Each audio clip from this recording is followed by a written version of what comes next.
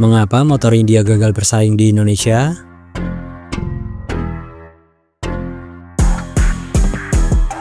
Di pasar otomotif Indonesia yang didominasi oleh merek Jepang, kisah sukses sebuah merek pendatang baru sangatlah langka. Salah satu kisah yang menjadi pelajaran penting adalah perjalanan pabrikan motor asal India ini, yaitu Bajaj, yang pernah mencoba peruntungannya di tanah air namun akhirnya harus mundur. Meski sukses besar di negara asalnya, tetapi mengapa Bajaj gagal menaklukkan hati konsumen Indonesia? Mari kita bahas di video ini.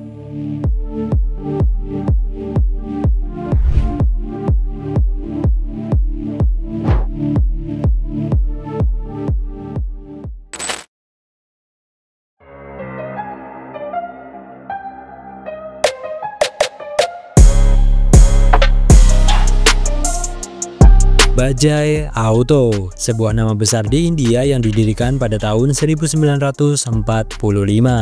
Merek ini dikenal sebagai produsen motor dan kendaraan roda 3 yang andal. Pada awalnya, Bajaj memproduksi skuter Vespa di bawah lisensi Piaggio dan sepeda motor bermesin Kawasaki, yang membuatnya membangun reputasi kuat di pasar domestik. Ambisi mereka semakin besar ketika mereka memutuskan untuk tidak lagi memproduksi motor berlisensi. Bajaj memutuskan untuk mengembangkan teknologinya sendiri. Salah satunya yang paling terkenal adalah mesin DTSI atau Digital Twin Spark Ignition, yang menggunakan dua busi dalam satu silinder untuk pembakaran yang lebih efisien dan bertenaga. Dengan teknologi ini, Bajaj meluncurkan seri motor sport pertamanya, yaitu Pulsar pada tahun 2001. Pulsar menjadi gebrakan besar di India berkat performa tinggi, desain yang gagah menurut masyarakat Vrindavan, dan harga yang cukup terjangkau. Keberhasilan ini mendorong Bajaj untuk melebarkan sayap ke pasar global, termasuk Indonesia.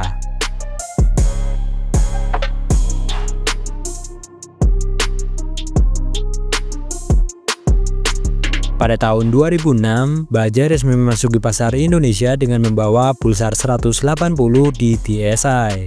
Motor ini langsung menarik perhatian dengan spesifikasi yang menjanjikan, seperti mesin 180 cc, desain yang berotot, dan harga yang jauh lebih murah dibandingkan pesaing sekelasnya, seperti Honda Tiger dan Yamaha Scorpio. Di atas kertas, Pulsar memiliki semua yang dibutuhkan untuk sukses di pasar Indonesia. Namun antusiasme awal itu tidak bertahan lama. Meskipun Pulsar menawarkan performa dan fitur yang kompetitif, konsumen Indonesia ternyata memiliki pertimbangan lain yang lebih mendalam, yang menjadi tantangan berat bagi Bajaj. Entah kenapa, kalau lihat desain motor seperti ini, kok otomatis langsung ingat si Boneng yang ugal-ugalan itu ya.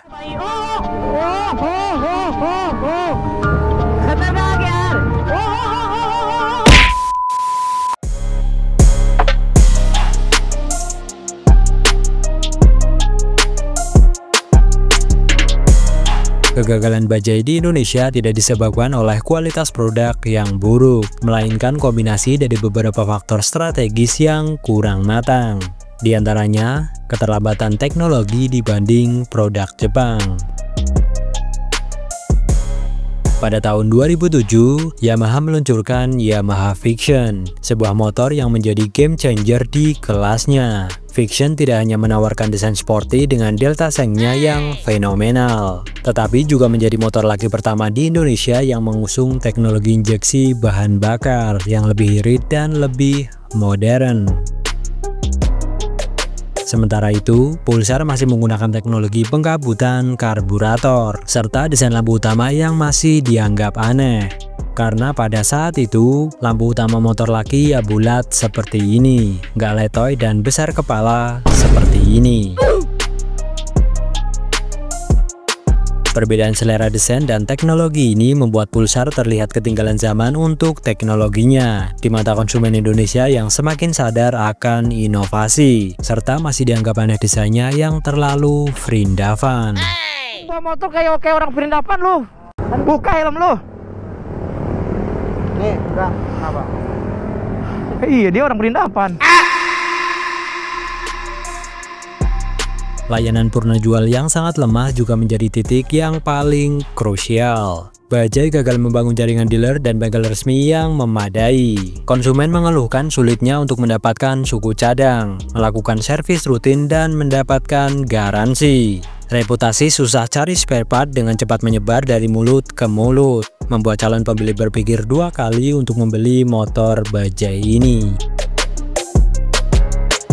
Dukungan purna jual yang minim ini menjadi alasan utama kenapa konsumen beralih ke merek Jepang yang jaringannya sudah sangat luas dan terpercaya saat itu. Iya, saat itu. Tetapi sepertinya sudah agak beda sekarang ini.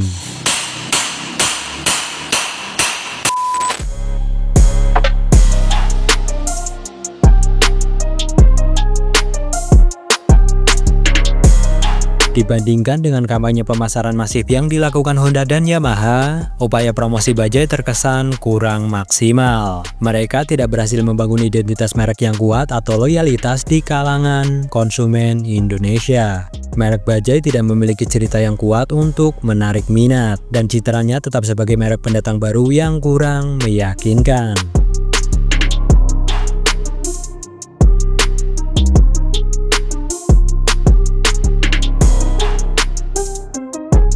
Meskipun Bajaj sempat mencoba bangkit dengan meluncurkan model-model terbaru seperti Pulsar 200 NS yang merupakan hasil kerjasama dengan Kawasaki dengan desain yang lebih keren dan cukup sesuai dengan selera masyarakat Indonesia, namun semua itu tidak cukup untuk membalikan keadaan. Permasalahan purna jual dan citra yang sudah terlanjur buruk tersebut cukup sulit untuk diperbaiki. Apalagi ini di Indonesia, yang mayoritas manusianya sangat fanatik dengan sebuah brand dan juga sangat menyukai harga jual kembali yang tinggi. Dan pada akhirnya di pertengahan tahun 2016, Bajaj secara resmi menghentikan penjualan motor di Indonesia.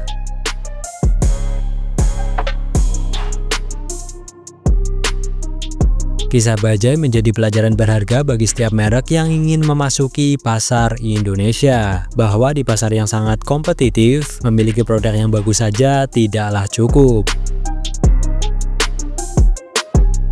Kunci sukses supaya bisa bertahan di Indonesia adalah mereka harus memiliki pendekatan yang menyeluruh, mulai dari produk yang relevan, layanan purna jual yang prima, strategi pemasaran yang kuat dan terencana, serta desain yang enak dilihat mata, bukan malah membawa desain yang utuh dari India.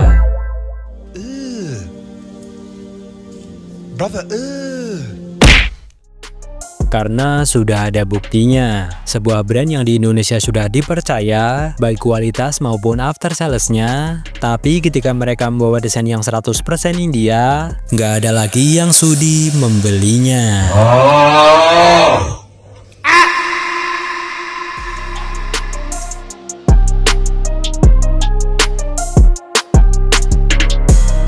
Kegagalan Bajaj menunjukkan bahwa pasar Indonesia membutuhkan komitmen penuh atau bukan sekedar upaya setengah-setengah. Dan mudah-mudahan setelah produk Jepang sekarang ini yang kualitasnya makin gatel karena bakal ada produk lain dengan kualitas yang lebih baik sebagai alternatif. Seperti QJ Motor misalnya. Mudah-mudahan QJ dan teman-temannya tidak setengah-setengah berjualan di Indonesia. Harus berani total supaya tidak bernasib sama seperti produk dari negaranya Krishna.